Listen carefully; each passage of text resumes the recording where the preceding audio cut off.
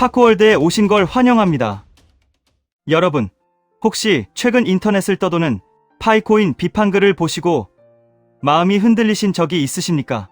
리플과 스텔라루멘을 베낀 가짜다. 서민을 울리는 함정이다. 이런 날선 비난들 말입니다. 오늘은 그 불안의 뿌리를 완전히 뽑아내고 왜 우리가 가고 있는 이 길이 틀리지 않았는지 냉철한 이성과 뜨거운 가슴으로 확인해보는 시간을 갖겠습니다. 진실을 마주할 준비가 되셨습니까? 우리는 종종 세상의 소음에 귀를 기울이다가 정작 중요한 내면의 목소리를 놓치곤 합니다. 최근 일부 커뮤니티에서 파이코인을 두고 리플의 아류작이다, 스텔라를 복사한 위조지폐다라는 식의 폄하가 들려옵니다. 이러한 주장은 마치 농사를 짓고 있는 농부에게 다가와 옆집 씨앗을 훔친 것이니 열매가 열려도 가짜일 것이다라고 악담을 퍼붓는 것과 다를 바가 없습니다. 하지만 우리는 동요할 필요가 없습니다. 왜냐하면 그 비난 속에 숨겨진 기술적 진실과 파이코인만의 독창성을 이해한다면 오히려 그 비판이 파이의 위대함을 증명하는 반증이 되기 때문입니다. 먼저 역사를 냉정하게 직시해 봅시다. 비판론자들의 말처럼 리플, 스텔라루멘, 그리고 파이코인은 기술적인 뿌리를 공유하는 것이 맞습니다. 리플이 금융기관 간의 거대한 송금을 위해 탄생했고 그 개발자 중 한 명인 제드 맥케일럽이 일반 개인들의 송금을 위해 리플의 코드를 수정하여 스텔라루멘을 만들었습니다. 그리고 파이코인은 스텔라 합의 프로토콜을 기반으로 모바일 환경에 맞게 진화한 것이 사실입니다. 그러나 여러분, 이것을 단순히 복사라고 깎아내려야 할까요? 인류의 역사는 계승과 발전의 역사입니다. 아버지가 지은 집을 아들이 물려받아 더 튼튼하고 살기 좋게 리모델링했다면 그것을 두고 아버지를 베꼈다라고 비난할 수 있겠습니까? 비유를 들어 설명해 보겠습니다. 여기 질 좋은 강철이라는 원자재가 있습니다. 리플은 이 강철을 가지고 거대한 항공모함을 만들었습니다. 은행이라는 거대 기관이 움직여야 하니까요. 스텔라는 같은 강철로 날렵한 고속버스를 만들었습니다. 개인들이 빠르게 국경을 넘나들기 위해서죠. 그렇다면 파이코인은 무엇을 만들었을까요? 파이코인은 그 강철을 녹여서 전 세계 6천만 인구가 매일 사용하는 스마트폰과 가전제품, 그리고 우리가 살아가는 도시 그 자체를 건설했습니다. 재료가 같다고 해서 결과물이 같다고 말하는 것은 철광석을 보고 자동차와 숟가락을 구별하지 못하는 것과 같은 어리석음입니다. 비판론자들은 말합니다. 리플과 스텔라가 머리와 몸통이고 파이는 그저 따라가는 존재일 뿐이다 라고 말입니다. 하지만 이것은 시대의 흐름을 읽지 못한 단편적인 시각입니다. 리플과 스텔라는 기본적으로 송금이라는 기능에 집중된 일종의 운송수단입니다. 물건을 A에서 B로 보내는 역할에 충실합니다. 하지만 파이코인은 운송수단을 넘어서 사람들이 머물고 거래하고 거대한 생태계를 지향합니다. 단순히 돈을 보내는 기능을 넘어 그 돈으로 물건을 사고 가치를 창출하는 화폐의 본질을 구현해낸 것입니다. 특히 DNA가 같다는 주장에 대해 깊이 생각해 볼 필요가 있습니다. 생물학적으로 인간과 침팬지는 DNA의 98% 이상이 일치한다고 합니다. 하지만 그 2%의 차이가 인간의 문명을 창조하는 존재로 만들었고 침팬지를 자연에 머물게 했습니다. 파이코인이 스텔라의 합의 알고리즘을 차용한 것은 맞지만 거기에 신뢰 그래프라는 사회적 합의 방식을 더하고 모바일 채굴이라는 혁신적인 접근성을 부여했습니다. 이 작은 차이가 바로 6천만 명이라는 인류 역사상 유례없는 거대 커뮤니티를 만들어낸 결정적인 진화의 증거입니다. 그들은 또한 걱정합니다. 파이코인이 서민들의 경제를 박살내는 위조지폐 같은 함정이 아닐까? 라고 말입니다. 참으로 가슴 아픈 우려입니다만 논리적으로 따져보면 허점이 보입니다. 만약 파이코인이 서민을 수탈하기 위한 사기극이었다면 왜 지난 수년간 그 어떤 금전적 요구도 하지 않았겠습니까? 사기꾼들은 시간을 끄는 것을 가장 싫어합니다. 빨리 돈을 챙겨서 도망가야 하기 때문입니다. 하지만 니콜라스 박사와 코어팀은 우직할 정도로 천천히 그리고 단단하게 기초를 다져왔습니다. 돈을 요구하는 대신 여러분의 시간과 관심, 그리고 기여를 요구했습니다. 이것은 함정이 아니라 진정한 주인을 찾는 과정입니다. 여기서 우리는 생태계라는 단어의 무게를 다시 한번 느껴야 합니다. 비판론자는 글로벌 거래소 상장이 없으니 생태계의 가치는 가격으로 인정받지 못한다며 비웃습니다. 하지만 이것은 씨앗을 심자마자 열매를 내놓으라고 윽박지르는 것과 같습니다. 진정한 가치는 거래소의 차트 위에서 만들어지는 것이 아닙니다. 우리가 밥을 먹고 커피를 마시고 물건을 교환하는 그 현장에서 만들어집니다. 파이코인은 거래소라는 도박판이 아니라 실생활이라는 거대한 시장을 먼저 장악하려는 전무후무한 전략을 쓰고 있는 것입니다. 순서가 다를 뿐 틀린 것이 아닙니다. 우리 6천만 파이오니어의 존재를 결코 가볍게 보지 마십시오. 리플이나 스텔라가 수많은 은행과 파트너십을 맺었다고 자랑할 때 파이코인은 6천만 명의 사람과 파트너십을 맺었습니다. 기업 간의 계약은 종이 한 장으로 파기될 수 있지만 전 세계에 뿌리내린 6천만 명의 신념과 습관은 그 어떤 권력으로도 쉽게 무너뜨릴 수 없습니다. 화폐의 역사를 보십시오. 조개껍데기가 화폐가 될 수 있었던 것은 왕이 명령해서가 아니라 사람들이 그것을 가치 있다고 믿고 약속했기 때문입니다. 파이는 그 믿음의 네트워크를 구축하는 데 성공했습니다.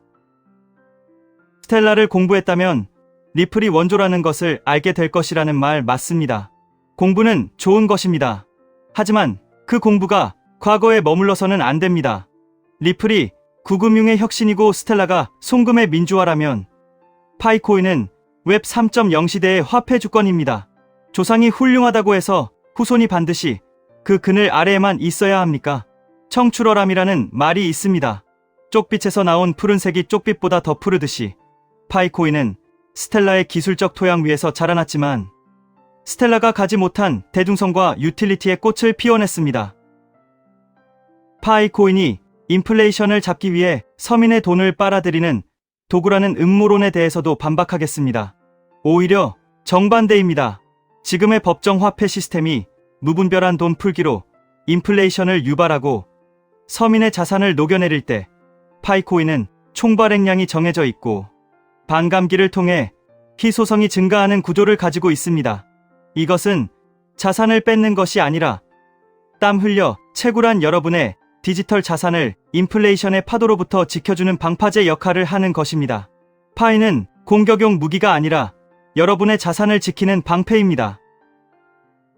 비판론자가 언급한 앱이 만들어져야 생태계가 완성된다는 말, 이 부분은 중요한 과제입니다.